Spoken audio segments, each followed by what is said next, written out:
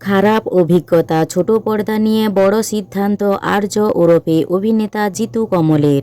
বেশ কয়েক মাস ধরে চিরদিনই তুমি যে আমার ধারাবাহিকটি নিয়ে নানান বিতর্ক চলছিল। জিতু কমল ও দিতিপ্রিয়ার চলতে থাকা বিবাদ বারবার প্রকাশ্যে উঠে আসায় বাড়ছিল উত্তেজনা। সম্প্রতি দিতিপ্রিয়া অসুস্থতার কারণ দেখিয়ে সিরিয়াল ছাড়ার কথা জানান। তার জায়গা নিতে নতুন নায়িকাকেও বেছে নেওয়া হয়েছে। যদিও দর্শকদের বড় অংশের দাবি অপর্ণার চরিত্রে দিতিপ্রিয়াই সেরা। এই পরিস্থিতিতে হঠাৎ 29শে নভেম্বর সকালে একটি ভিডিও পোস্ট করেন জিতু। সেখানে তিনি জানান আর কোনো টিভি সিরিয়ালে অভিনয় করবেন না। এই ধারাবাহিকই তার শেষ প্রজেক্ট। নিজের ভক্তদের উদ্দেশ্যে তিনি বলেন, জীবনের বড় সিদ্ধান্ত কখনো দর্শকদের অজ্ঞাতে নিই না।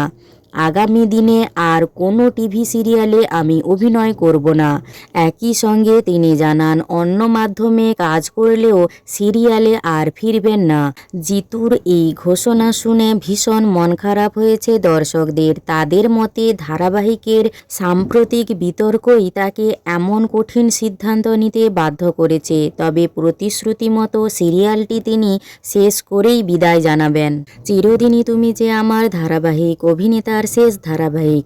হ্যাঁ, আর কোনো দিনই ছোট পর্দায় অভিনয় করবেন না তিনি। লাইভে এসে জিতু বলেন, আমার নামের পাশে অভিনেতা লেখার সাহস দর্শকই জুগিয়েছেন।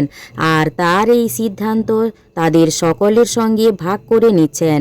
যে ধারাবাহিকে এখন তিনি অভিনয় করছেন, চিরদিনই তুমি যে আমার ধারাবাহিক হিসেবে ছোট পর্দায় এটা আমার শেষ কাজ। এরপরে আমি আর ধারাবাহিকে অভিনয় করব না।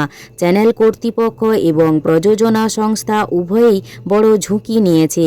সেই ঝুঁকি বা চ্যালেঞ্জকে আমি সম্মান করি।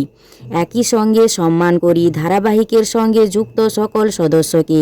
ধারাবাহিক বন্ধ হয়ে গেলে সমস্যায় পড়বেন টেকনিশিয়ানরা, কিন্তু এটাই আমার শেষ ধারাবাহিক। নতুন নায়িকা শিরিনের প্রসঙ্গে জিতু জানান, আপনারা ওকে ভালোবেসে গ্রহণ করুন, শিরিনকে আশীর্বাদ করুন।